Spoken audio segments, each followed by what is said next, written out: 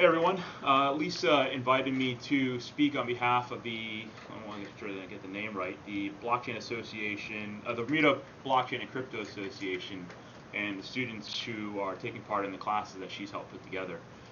So first introduction about myself. My name is Gilbert Darrell. I have been in crypto and blockchain as a hobby really at first since about 2011 when I first got involved in Bitcoin. I owned some back then. I purchased some on some exchange. I was really interested in the technology. I personally am kind of a nerd myself and was very interested in the cryptography side of it. Even though I'm not super strong in mathematics, I was very interested in crypto in terms of cryptography, which is where the word crypto comes from, cryptography, and how we use that to secure computers and such. Obviously, because I have always been in information technology. So then I started getting involved as a hobby in building mining rigs, and I had dozens and dozens of computers at my house in upstate New York, where I was living at the time, running the algorithms, the SHA-256 algorithms, to mine Bitcoin. Then I got involved with some business sides of it. I was advising a few small companies on how they could implement Bitcoin, and there's a few, as we've seen even in 2017, 2018 back. This is probably 2013, 2014. The interest in anything in life, but in crypto and Bitcoin especially, comes in waves. And when there would be a big wave, people would ask me how to get involved. So I'd advise companies, I'd advise people, like I said, as a hobby. So fast forward more to today. I've been, since last year, early 2018, I was asked to join the Bermuda Blockchain Task Force, which was a business group set up to work on making Bermuda attractive to companies. We had met on various issues, legislation, attracting businesses, etc. I've also, in the last few years, helped a few companies with their blockchain implementations. And Lisa had asked if I would speak to also potentially what I would see blockchain and crypto being used for in business and in the world. So I think one of the easiest topics to talk about for crypto adoption and Bitcoin et al. Adoption is payments. Of course, easy, right? You take one Bitcoin in, and depending on the value, you sell that Bitcoin or you trade that Bitcoin for whatever. Today, Bitcoin is about, I won't look up the exact price, but let's call it $4,000 US when I record this. Today is February 26th. We always tend to do that in crypto because the price fluctuates a lot over the past few years. So if today, I spent $4,000, let's say I bought a new, what's $4,000 today? Let's say it's a new living room set. So I buy a new living room set for $4,000. I trade that one Bitcoin approximately for that amount of money, and I get to purchase a living room set and drop it off to my house. Fantastic. So that's an easy conversation for big payments. And as the technology such as Lightning Network and other ways of using crypto evolve, that'll be a great way to buy even smaller items. And we always use the ubiquitous, when can I purchase a coffee with Bitcoin? And there are plenty of places today you can buy coffee with Bitcoin, but it's not as easy as people who have been in cryptography or crypto for a long time would like it to be. So the second topic I think you'll see crypto catching on quickly is payment settlements. So this is not technically payments. This is where your business owes money to another business, or you're a bank and you have to settle ledgers between various parties. I spoke to a hedge fund here in Bermuda who was looking at it.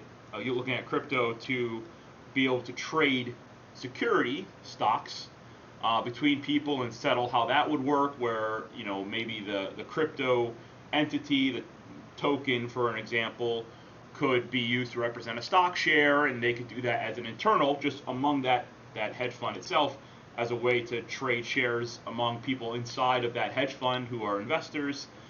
Those are what I think you'll see big. There's two crypto tokens right now who are centered on that specifically. Ripple is one, XRP, and Stellar Lumens. Those are two separate projects, but very similar technology, who are looking for that as their primary uses for their token. Another very popular thing we saw in 2017, 2018 that kind of had a big flash in the blockchain space with ICOs. My personal opinion is I think ICOs will turn into STOs, so from initial coin offerings to security token offerings. It's a slight difference, but a major one, where companies can raise capital from anyone in the world, assuming they pass, various background checks. But your $10 investor to your $1 million investor, companies can raise capital for whatever they're working on and sell their equity, the ownership of their company, to the general public. And to do that today without crypto is very hard. People have to register through a stock exchange. They have to go to a broker. They have to buy this security, the share of the company, through registered dealers. It's very clunky. It's hard. It's even hard for people inside the industry to make trades among themselves. It's expensive.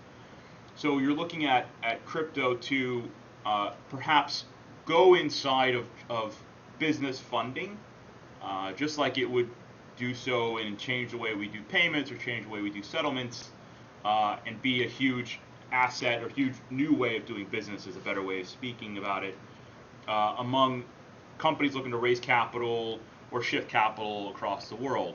It really allows, as many of people in the younger generations, I'm only 35, but I don't want to date myself too much, when they look at Kickstarter, where you want to go help fund a new watch, like a Pebble that was very popular, or you really like a new game or a new toy, you can fund those through companies like Kickstarter. You're, I think, seeing the beginning of crowdfunding or worldwide availability of companies to raise capital through an ICO, and I think the future will be very shortly an STO, security token offering. And the last thing I think I would bring up to you guys who are looking at crypto as a potential career or just something you're interested in is probably one topic I think is going to be very popular, is selling fractional ownership in buildings. So I've always used the Kevin O'Leary story. You can look him up. Kevin O'Leary was on Shark Tank. He, at least a year ago now, said that he thought the future of buildings, because when, say, a condo goes up, go to New York City if you have an opportunity, or Miami, or any of these big cities, and you'll see hundreds of condos all over the city.